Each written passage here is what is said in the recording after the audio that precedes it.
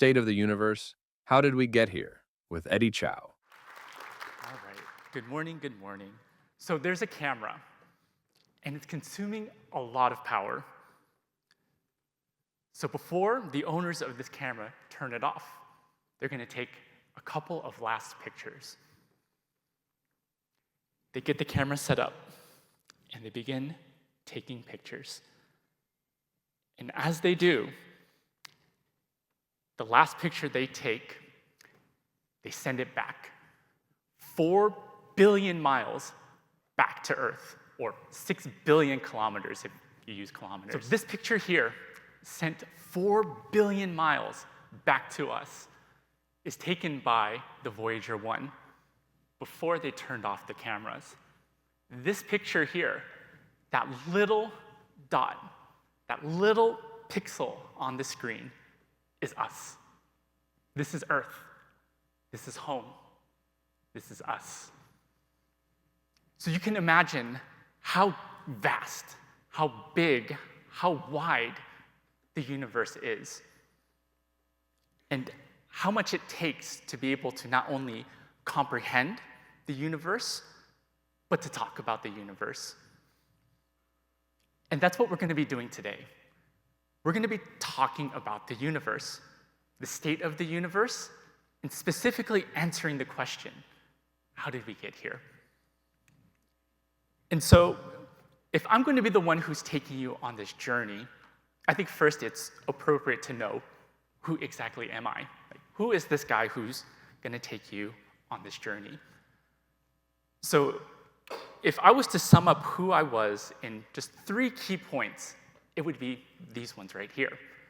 The first one is, during the day, I am the training and enablement manager at Roost. And what that really means is I'm just the teacher who's just one lesson ahead of you, right? We've all experienced that professor, that teacher, that person who is so technologically well-versed, so knowledgeable, and yet when they try to communicate it, it's very hard to comprehend. It's very hard to understand. In the education world, we call that the curse of knowledge. Once you know something, it's very hard to remember what was it like when you didn't know it. Let's take a quick example. So in my mind, I'm thinking of a song, and I'm going to clap it. So it sounds like this. Does anybody know what that song is? Right? A handful of us do. And if I said, yeah, that song was Mario, and then if I did it again, right? Now that you know what I clapped, it's really hard to not hear it anymore, even if I did it again. That's the curse of knowledge. And so what I try to do in my day-to-day is just be just a little bit farther ahead, right? Not so far that I'm way out there, but just close enough to where if you're ever lost, just reach out my hand, and you're right there with me. So that's who I am during the day. When I'm not working, I'm a private chef for an e-commerce CEO and their family. What that really means, though, is that I'm the guy who cooks for my wife. She owns an Etsy shop. That's the e-commerce. She's the owner of an e-commerce site. And my mode of cooking is a wok, right? Everything that there is when it comes to cooking revolves around this one tool here, a wok. So as we go through the universe, as we discuss how we got to the universe, it's going to be a little bit like cooking. We're going to take all of these different ingredients, we're going to take all of us together, and we're going to go on a walk together. So during the night, during the times that I'm not working, one of my big passions is cooking. A lot of the way that I see the world is through the wok. And the last thing that encompasses who I am is that I'm a hopeful romantic. I talk in hyperbole, I'm dramatic, I love the idea of romance. So much so that when I proposed to my partner, it was on Valentine's Day. And coincidentally, that picture that we saw not too long ago was also taken on Valentine's Day, right? Sort of a love letter back to us from space. Weird coincidence. I'm so much of a hopeful romantic that one of my best friends calls me Cheeseburger Eddie, right? Because I'm just that cheesy. And so with these three attributes of myself, I wanted to take these ideas, take these aspects of me, and try to start thinking about how do we tackle the universe? How do we think about the universe? How can we know something that's so vast, so big, right? So mysterious. And so leaning as a hopeful romantic, I thought of the Dr. Seuss quote. And adapting a little bit, it goes a little something like this. To the universe, you are but one person. But to one person, you can be their entire universe. And so there's this idea where embedded within us is this sort of metaphysical universe. Maybe not the universe that's observable, maybe not the universe in which we use the classical sciences to uncover, but maybe there's a different universe within us that we have to use something different to uncover. Or another way to think about it is something like this. The actual matter that we are made of, the atoms, the elements, the molecules, are the same things, the same building blocks that made the universe. We are, in essence, the same stuff that made the stars, that made the planets, that made the galaxy. And so, in another serendipitous kind of way, to know the universe, maybe one way that we can uncover that universe is if we look within ourselves. If we can know ourselves, maybe we can get just a little glimpse of the universe itself. And so this is the journey that we're going to be going through together. We're going to go through a couple of different universes. As we go through this, we're going to go through three. The first universe is going to be my universe. What are the things, what are the elements, what are the symbols and patterns that arose in my life that gave me the idea of what my universe is made of? From there, we're then going to look at your universe. I'm going to give a couple of things that I think many of us have experienced or can think of when we think about our own universes. And with all of that in mind, when we take all of those things together, we can use that to hopefully get a picture of the greater universe, the MSP universe. And so these are the three motions, the three movements that we're going to be going through as we traverse through the cosmos. My universe, your universe, and then the greater universe. So let's dive into it.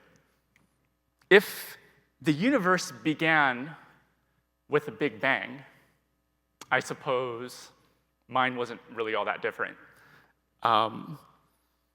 When we arise in the world, we're usually given a guardian or two to help us see the universe. And in my case, my dad was kind of like a shooting star, right? My dad passed away through the sky very quickly. And so my universe was just me and my mom. And to go through that universe, we have to have some means to traverse through the universe. In the actual universe, in order to traverse through it, we need a couple of different things. And the best way to traverse through the universe is just this one letter, the letter C, right? This is the letter that represents the speed of light. If we could travel at the speed of light, then traveling through the cosmos could be easier, but we're not there yet. And so we have to kind of work with what we got. And when we traverse through these metaphysical universes, there are a couple of things that we need as well. And as I was learning about my own universe, I had a couple of hurdles to get over. Just as when we traverse through the universe,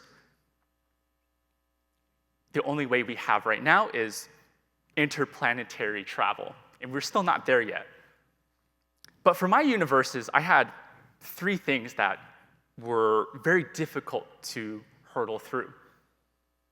The first one was the generational differences between my mom and I.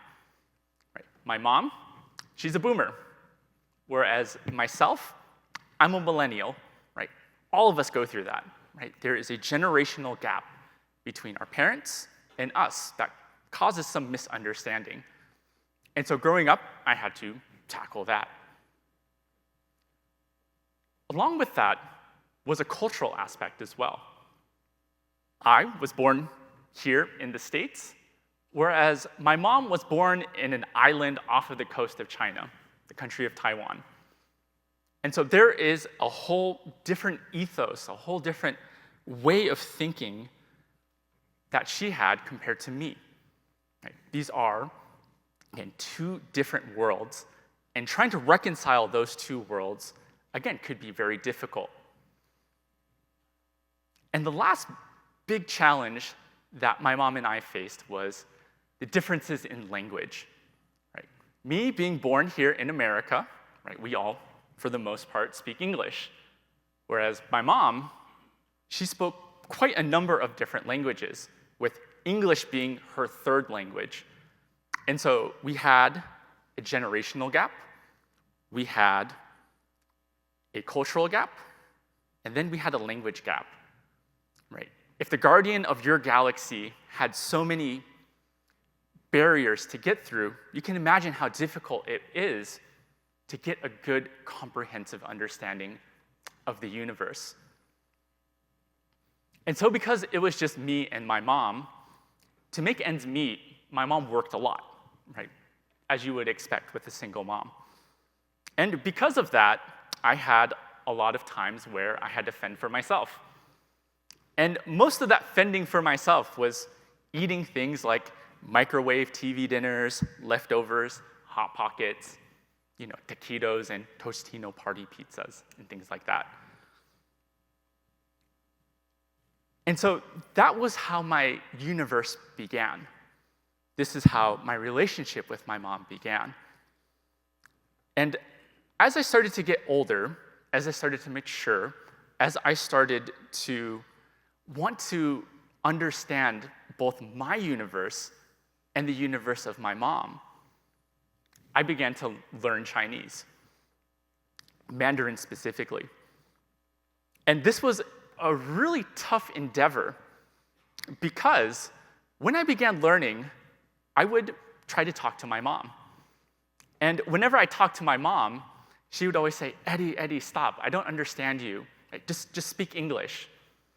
And so that was another one of those big hurdles in trying to explore the galaxy with my mom.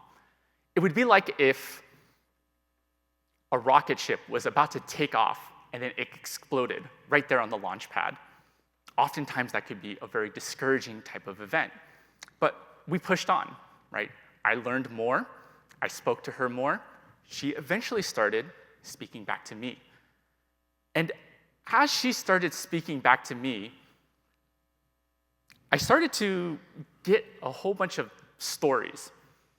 And a lot of these stories, quite frankly, are those asinine stories, right? When I was your age, and I would hear things like, when I was your age, I had to walk 10 kilometers to school, and when I left, it was snowing, and my shoes would freeze.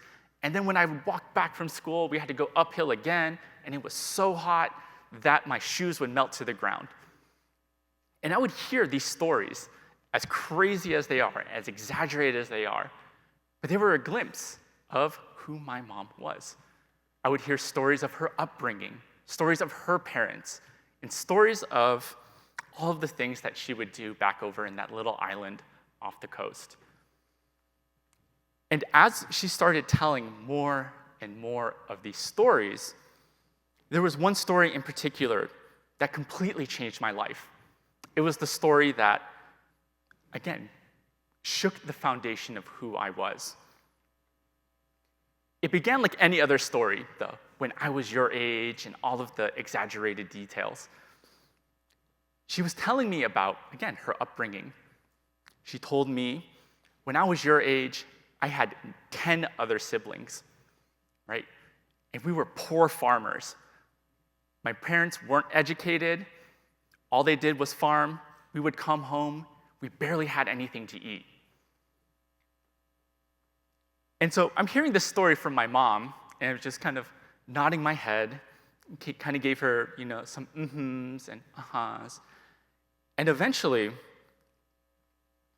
I just made an off comment. I said to her, yeah, Mom, that was probably really hard, with all of your siblings. It was probably hard to, feel loved by your mom. And she looked at me, and she said, not at all. I knew I was loved by my mom. I knew I was my mom's favorite because she gave me the chicken wing. And that completely changed the way that I thought about life. It completely changed the way that I saw the universe between my mom and I. It literally changed my literal brain chemistry. It was a moment just like that curse of knowledge that once I understood and she told me that, nothing was ever the same. Let me explain. When we think about chicken, there are a couple of pieces of chicken that we would think are the best, right? Like a quick show of hands, like who actually likes the white meat of the chicken, right? It's like kind of some of us, right? If it was a choice between the wings or the thigh or the drumstick versus the breast, I think most of us would probably pick the wings, right? The wings are such a good part of the chicken that there are whole restaurant chains dedicated to these chicken wings. And so why was this so pivotal in my universe? Why did this matter so much to me that I had this epiphany moment that my whole universe changed because of a simple chicken wing? It's because when growing up, oftentimes my mom would do things like this, right? The moments where she was home, the moments where she could cook.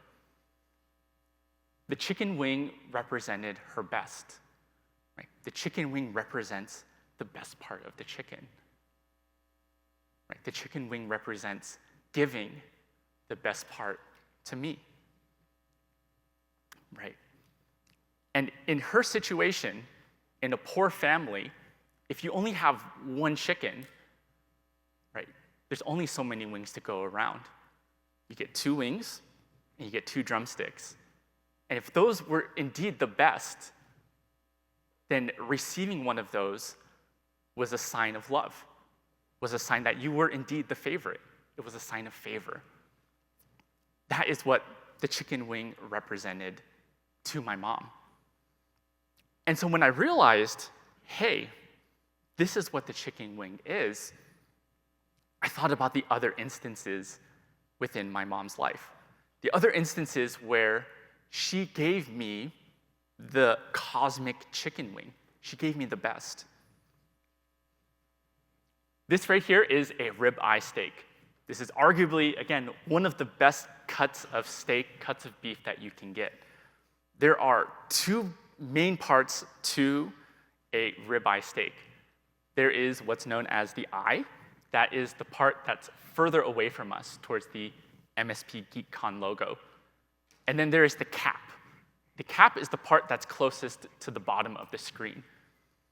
And growing up, whenever my mom did cook, she would cook ribeye steak. And whenever she cooked, she always made sure to separate the eye and the cap. She would cut the cap against the grain to get the best texture of the meat. And she would give me the cap.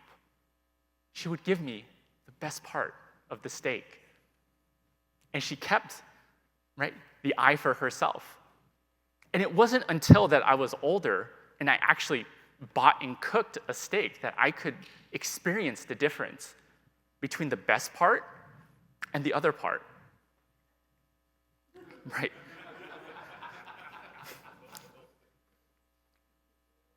And so I saw so many instances of this in my life, of this, again, cosmic chicken wing, this pattern that occurred in so many different ways, this symbol of the best part, whether it was steak or any other foods. My mom always gave me the best part. She gave me that cosmic chicken wing. And I saw that repeat in so many different instances of my life that it completely shaped the way that I thought about my own universe. And so this is the framework that I want to use when talking about your universe, right? The question here that I want you guys to think about as we progress here and when we leave this room is, what are those patterns in your own life? What are those cosmic chicken wings that just seem to just appear in so many different instances in maybe different shapes and forms? So that's going to be our first big question for today. What is that cosmic chicken wing? And for each one of you, I want to kind of fuel some ideas, give some ideas of what that chicken wing could be. When talking with a lot of different people in the MSP sphere and just in general in IT, somewhere in the story, somewhere in the origin story, is a really old computer. Most likely their first computer, right? When I ask probably most of you guys, hey, what was your first computer? You probably have a pretty good idea of what that computer was, right? And for a lot of people, a computer was just a computer, right? It just kind of sat at home. Our parents played with it. And for a lot of the majority of everyday people, that was kind of that. You played solitaire or Minesweeper or whatever games came pre-installed with it, and that was kind of that. But for us here, I think the computer represents something much more, right? I think the computer is really, for us, a call to adventure, right? In entering into a completely different universe, right? Whether it was the internet, whether it was the games that were installed, or anything in between. I think for a lot of us, the computer is one of those symbols that appears again and again throughout our lives. And we can always pinpoint that first computer that we remember interacting with. This was mine. Well, not mine specifically, but the one I remember when I was little. And speaking of games, I think another symbol or pattern that we see a lot within our own lives are video games, right? A lot of us who had a computer ended up playing a lot of different games on that computer, whether it was DOS games, whether it was games like Command and Conquer, or more modern games like League of Legends or Val or anything like that. We see video games pop up again and again and again within our universes. And video games in and of itself is its own universe. Video games have a call to adventure.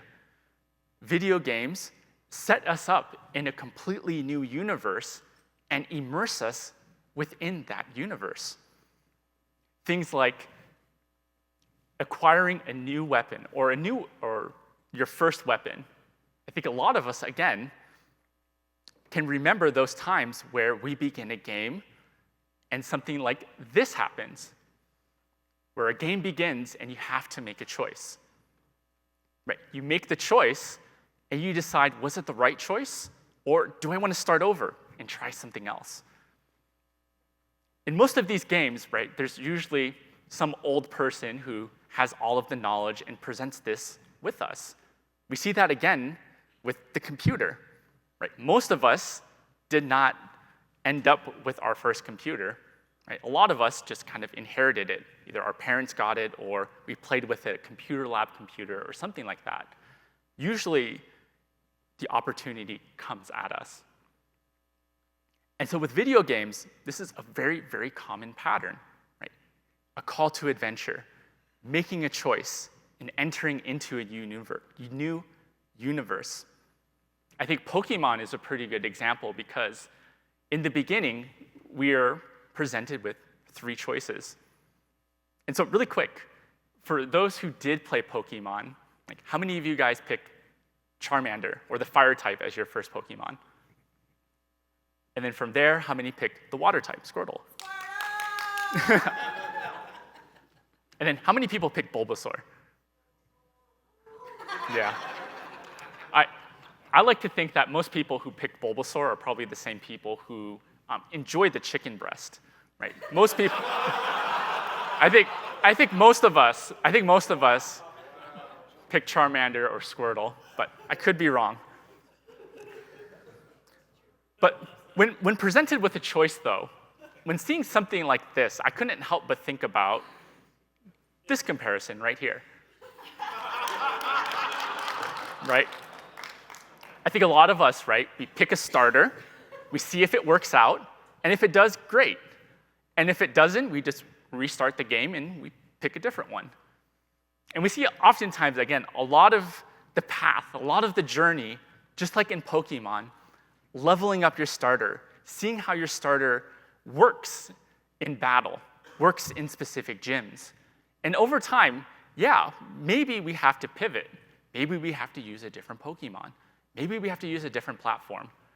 But I think a lot of us have some sort of nostalgic attachment to our starter, our first Pokemon. So just a couple of ideas here, and we'll do one more. The last one here, I think a very common pattern in many of our universes is the curiosity of trying to figure out how something works, right? I can imagine as kids, right, we find whatever random screwdriver, we find whatever random electronic, and we take it apart, right? We look inside trying to comprehend exactly what's going on, and if we are competent and fortunate and mature enough, we can put it back together exactly as is. Or we've optimized it, and we found, yeah, you don't need all the screws to put it back together. But I think point being is that we can see in many of us here in the industry, these symbols pop up in a lot of different places. The computer, video games, and this deep curiosity to know how things work, to take things apart and see what's inside of it. And so as I started thinking about these symbols, as I started to look and try to find all of these symbols, it's a lot of fun, right? I can spend nights, I can spend days, I can spend hours thinking about it, but there's a specific point where there's only so many patterns, there's only so many symbols that arise that can start driving you crazy, where everything looks like a pattern, everything looks like a symbol. And you're left with this, okay, what's this? What's that? How does it connect? And so if we were to ask a second question, if the first question is, what are the symbols and patterns of our life? The second question is, what do those symbols and patterns of our lives tell us about the universe? You can find symbols and patterns in anything, right? You can take out a US $1 bill, you can see the all-seeing eye, and you can say, yeah, Illuminati. Or you can think of every religion being, yeah, aliens and mushrooms. But what does that really tell us? What sort of truths is it trying to tease out? Right? That's the second question that I want you guys to think about. As we find these patterns, as you think about these symbols within your own life and within the greater industry, the second question here is, what is that truth that those symbols are pointing to? And if we're to answer the question, how did we get here, then what are those patterns and what are those symbols pointing to? What is that truth? And so that's the second question I want you guys to think about. And so as I thought about this, as I spent months and months thinking about patterns, thinking about symbols, trying to find the common thread of it all, this is the conclusion that I thought of.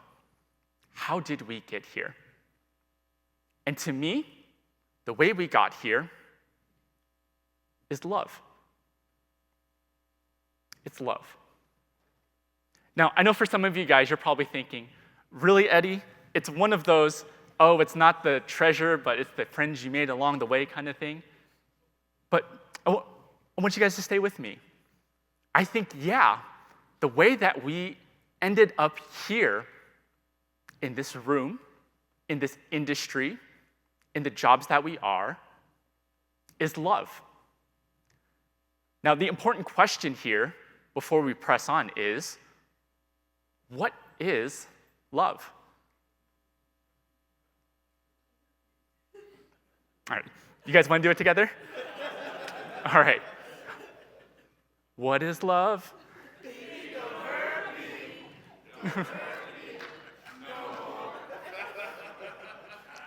But for real though, like, what is love? There's so many different definitions. There's so many different thoughts about love. There's many different expressions of it. But how do we define what is love? And I want to provide this definition here. I think a very simple definition of love is just simply willing the good of another. And so when I think about that love in my own life, the symbols and patterns that I saw, the cosmic chicken wing, the steak, the best part, manifested my mom's love. She could say, I love you in so many different ways, in so many different languages. She did all of the things that demonstrated love. But for me, finding the pattern in my life of that cosmic chicken wing, finding out what the truth was, what those symbols pointed to, made that realization click that much greater in my life. And again, the apex of symbols and patterns when it comes to food in Asian culture is fruit. With fruit, back in the day, fruit had to go through seasons. Fruit was hard to grow. And fruit was only available at very specific times. Before there was trade, before fruit was widely available by import and export, you had to be lucky enough to get the right fruit in season and have enough money to pay for that fruit. And so for my mom, fruit was the greatest expression of love, was the pattern and symbol of her love. And the way that it came into fruition was the way that she prepared it. With fruit like this, you can imagine that in order to keep bugs off, you have to spray however many pesticides on it. And so, in order to ensure that the fruit was the healthiest, she would peel the skin off. The seeds of fruit, they can be bitter, they can be hard. And so she was always very, very proactive in removing those things, right? Taking the hardest parts, the most bitter parts of both fruit and life, and trying to present and give me the sweetest parts, right? That was the symbol, that was the pattern, that was the truth that those things were pointing to, the expression of my mom's love. And so I want to continue with this framework and think about that idea of love as willing the good of another and project that into the MSP world. I'm sure many of us lived through a lot of these movements in the MSP world. And so let's go through each one and again, think about what are the patterns, what's the truth that the pattern is pointing to, and go from there. So in the history, in the universe of the MSP world, we see the first big one. Before there was MSP, there was break fix. When we think about this period of time, we usually see it in two separate types, defined by a summation of three big characteristics. When we think about the world of break fix, we usually think of how highly reactive it has to be, right? Our industry, our livelihood during this period of time was dependent on things breaking, right? We can only make money when things break. And unless we actively broke those things or people broke it, right, our livelihoods was dependent on that. So we think about how reactive the break fix world was.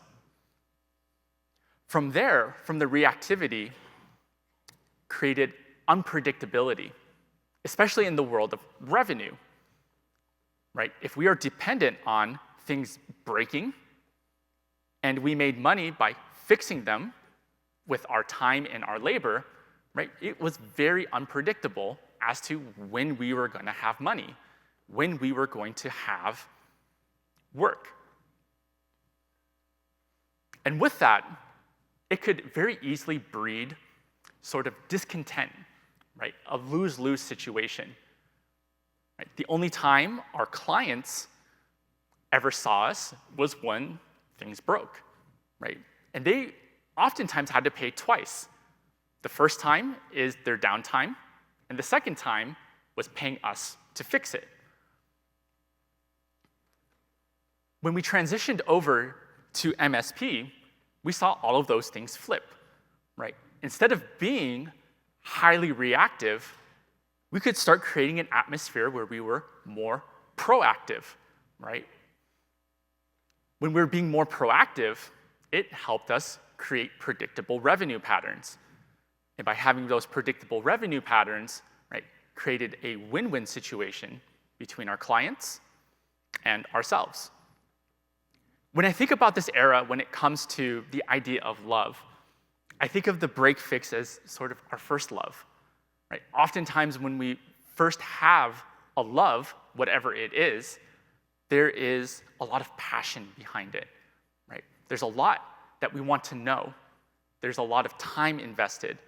That's where we develop our skills, develop our perspectives. And yet, at the same time, when it comes to the beginning, oftentimes our inexperience can work against us. And so I think during this break fix to MSP era, a lot of vendors, a lot of people, a lot of the community were stepping in to fill in those gaps, right? The ones who saw what the future had in store, the ones who were doing it, the ones who gained all of the experience, began sharing that experience through conferences, through playbooks, through chats and Reddit and things like that, right? We saw in this transition from break fix to MSP that there was a genuine love for the industry, a willing the good of another, right? It is not good to go alone. And so many people took their experiences and showed love to the community. This is the literal love letter to MSPs, the playbook, right? The tools, the vendors who listened to us and said, hey, I hear you, we're gonna fix that. There was one example that really stood out to me when it comes to this idea of love, especially in the things that we do, right? Oftentimes, a lot of the things that we do can go left unnoticed or behind the scenes. In the cooking world, in Korean cooking specifically, there's this idea known as sunmat, and it literally translates to hand taste. The origins of it is as you're cooking and as you get the flavors on your fingers, you would taste it to see, is it coming out in the right way? In Korean cooking, what this manifests as is the experience that a mother gains as they are learning to cook, right? How do I make the recipe the best that it can be? How do I bring out the best qualities of the ingredients? Again, this idea of that cosmic chicken leg. How do I give the best? That's sun mat.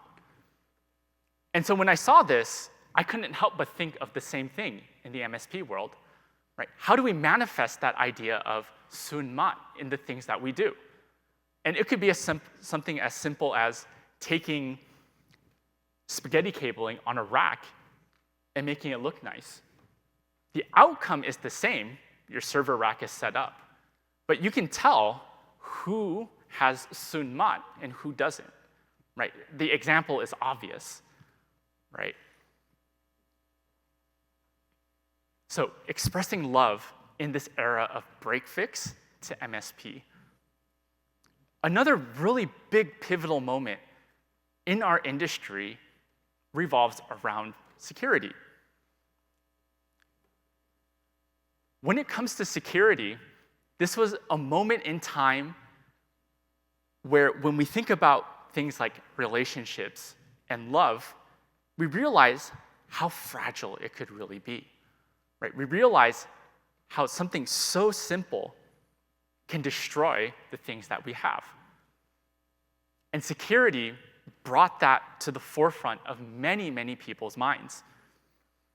One of the first things that I do whenever I get into something is I find the subreddit, I sort by top, and then all time, and I just look through the posts.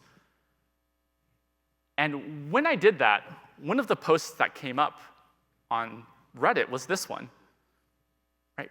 What happens if your RMM is compromised? And this is something that a lot of us, if not all of us, have experienced, right? Entering into an era where we literally have ransomware as a service, where groups get together to coordinate attacks using ransomware, right? It's something that we've all faced. It's something that's shown how fragile our industry can be. And in a lot of the instances that we go through, right, it's very easy to point the finger at the tool, the vendor, the whomever, put all of the blame there and focus in on what went wrong. But again, the top post on the MSP subreddit is this one right here, right? A call out to one of the biggest ransomware instances that we've ever experienced. And in that post, in that thread, right, was all of the information, everything that was going on, what was happening, the updates, how you can reach out to help, and people in the community offering their help as well, willing the good of those who are in trouble, right? Understanding that, yes, one day it could be me. And so in this instance of cybersecurity, in this time where there always seems to be ransomware happening, always seems to be the next big breach, in this time when these things happen, we can see where love truly manifests. In the words of Mr. Rogers' mom, it goes a little something like this. Where there's a tragedy, be sure to look for the helpers. Because if you look for the helpers, you'll know that there's hope. And I would take it a step further in saying that in the midst of the tragedies, we can see who is expressing love, who is willing the good of those who need it most. So we've talked about break fix to MSP. We've talked about security. And the last point here that I want to talk about is mergers and acquisitions. Right? In the past, call it 10, 15 years, we've seen vendors start to buy other vendors. We see companies start to buy other companies, right? We see small players become bigger and bigger and bigger. And of the big players that we all know, amongst these companies here, there's been almost 50 acquisitions between just these guys, right? We're seeing this sort of convergence now, this sort of fork in the road, where different sentiments are starting to arise, where different feelings, different vibes, different practices are starting to come out, right? And what I want to highlight here during this convergence is this idea of love. If we define love as the willing the good of another, then the question here is, what happens if you will the good towards yourself? Right? What happens when that willing just goes just to yourself and nowhere else? And we see this manifest in a lot of different ways, right? When the love of things like food becomes too excessive for ourselves, we call that gluttony, right? When the love of money becomes so excessive, right, that we obsess over it, we call it greed, right? And when the love of ourself becomes so great that we disregard everybody else, we call it pride. And I think a lot of us have experienced the negative aspects of love directed towards the self, right? It's repelling, right? We are left feeling like we've been taken advantage of, right? It's something that feels like it is destructive, right? That robs us of life. It feels like death when we experience that kind of love. And yet, at the same time, when love truly goes outwards, and we are truly thinking about willing the good of another, right? This is the kind of love that I think all of us quite literally gets the warm fuzzies about. This is the kind of love that makes me a hopeful romantic, right? It's the type of love that is literally life-giving. It's the kind of love that when you talk with somebody, the conversation flows easily. It's as if there is something else there between you and the person, or you and the vendor, or you and the thing, whatever the thing is. We see that love manifested in a lot of different ways. And tying a lot of these things together, one of the biggest aspects of love is both to know and to be known. A lot of the symbols that we talked about, especially that infinite curiosity, I would argue a lot of us have a genuine love towards technology. We have a genuine willing that we want to have towards the good of the technology that we interface with on the day-to-day. The best RMM, the best PSA, the best documentation tool, right? We become so vocal about these things, not only because we know it so well, but because we want to see the good of it, right? We can become critical of some vendors, not because we're malicious with it, though maybe sometimes that's the case, but because we know what it could be. We know what good it could bring. And we know that if we can have any influence in willing that good, maybe our voice can be that good. And on the vendor side, I think a lot of us have experienced that as well. As recipients, as those who have to use the tools of vendors, we can see what kind of love we encounter. Is it the love that points towards the self, or is it the love that points outwards? That sacrificial love. And so when I think about that symbol of curiosity, we are curious because we want to know, right? We want to know the technology. We want to know the vendor. We want to know the tool. We want to know who we're working with.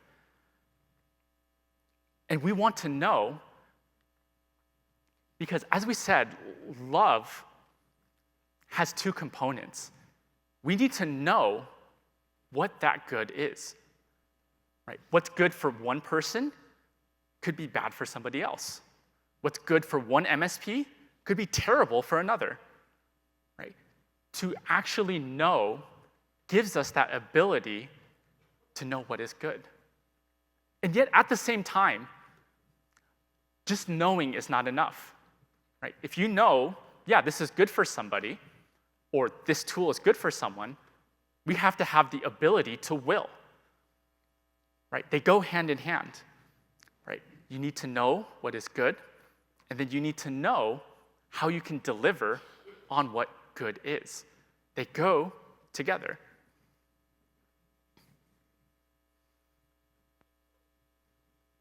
And so, answering the question, how did we really get here?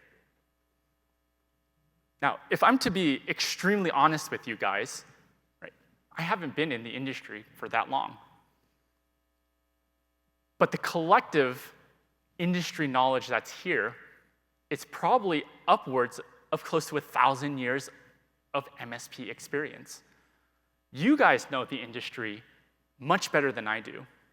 You guys know yourselves much better than I do. And so, this is the question I want to pose to you. How did we really get here?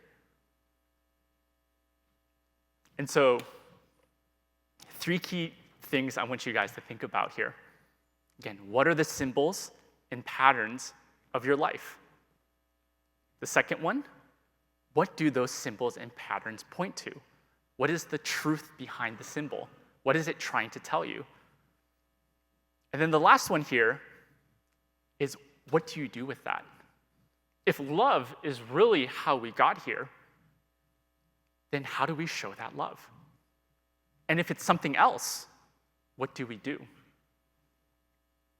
And if there's only one thing that I want you guys to walk away with, it's this idea here. That within each and every one of us, right, there's an ability to create, there's an ability to shape, and there's an ability to form these universes that are around us. And sometimes, all it takes is something so simple. MSPGeekCon, where the madness begins. Talking scripts in Slack, but who